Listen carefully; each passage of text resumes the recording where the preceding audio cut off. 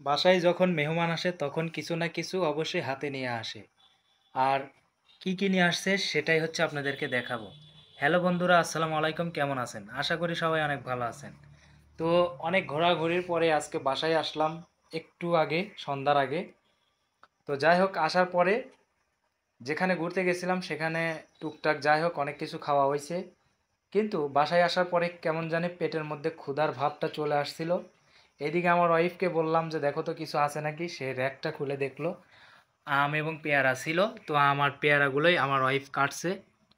আর পেয়ারাগুলো হচ্ছে আমাদের এক আত্মীয় আসছিল আমাদের বাসায়, উনি আনছিল। আমগুলোও এক আত্মীয়ই দিছে। তো যাই হোক ভাবতেছিলাম পেটের মধ্যে যেহেতু ক্ষুধার ভাবটা চলে আসছে সেহেতু এখন হচ্ছে কিছু না কিছু পেটের মধ্যে দিতে হবে। তো বলতে না বলতে আপনাদের ভাবি হচ্ছে আমার পেয়ারা কাটার শেষের মধ্যে, আর দেখেন আমগুলার মানে কালার কেমন। Wow, just wow! এই আমগুলা কিন্তু একদম ফরমালিন মুক্ত। কালকে কালকে আম কিনে নিয়ে আসছিল। আমগুলো নিয়ে আসার পরে খাওয়ার সময় কেমন জানি একটা কেমিক্যাল কেমিক্যাল গন্ধ পায়। আমার তো অনেক রাগ হয়েছিল যে এখনকার কোনো কিছুই খাওয়া যায় না। এত মেডিসিন দিয়ে আমগুলো আবার আমগুলো পাকাইছে তা বলার মতো না। এখন তো আমরা ভেজাল ছাড়া তো কোনো জিনিসই খাইতেছি না। ভেজাল মুক্ত জিনিস পাওয়াই যায় না। তবে আপনার ভাবি যে বলছে কেমিক্যাল যুক্ত, আসলে আমি বাজার থেকে এই বছরের প্রথম মানে 1 কেজি আম কিনছিলাম জাস্ট পরীক্ষা করার জন্য যে কেমন হবে আমগুলো। দোকানদার বলছিল ভালো হবে, কিন্তু আমি যখন আমটা কিনলাম, কেনার সময় একটু নাকে ধরছিলাম ঘ্রাণটা কেমন। ঘ্রাণটা বেশ ভালো ছিল, কিন্তু বাট বাসায় নিয়ে আসার পরে যখন আমটা কাটা হলো, কাটার পরে যখন আমি আহ, খেয়ে দেখলাম, তখন দেখলাম হচ্ছে কেমিক্যালের যে একটা তিতা তিতা ভাবটা থাকে এবং গন্ধ থাকে, সেই গন্ধটা আমি পেয়েছি। যার কারণে আমি এই বছরে নিয়ত করছি আম যদিও কিনি, মানে কিছুদিন পরে দেখে শুনে তারপরে আম কিনবো।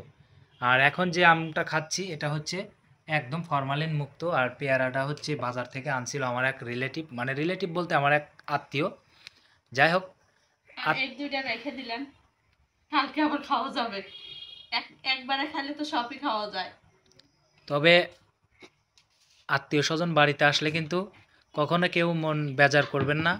কারণ আত্মীয় হচ্ছে, কথাই আছে না, ঘরের লক্ষ্মী হচ্ছে বউ।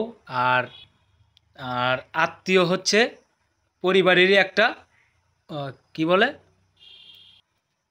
যখন আত্মীয় আসে বাড়িতে তখন ভালো কিছু একটা অনুসন্ধান পাওয়া যায়। তাই আত্মীয় আসবে, আত্মীয়র রিজেক্ট নিয়েই আসবে। আল্লাহ তাআলা আপনার বাড়িতে যদি কোনো আত্মীয়র রিজেক্ট লিখে রাখে, অবশ্যই সেই আত্মীয় আপনার বাড়িতে আসবে।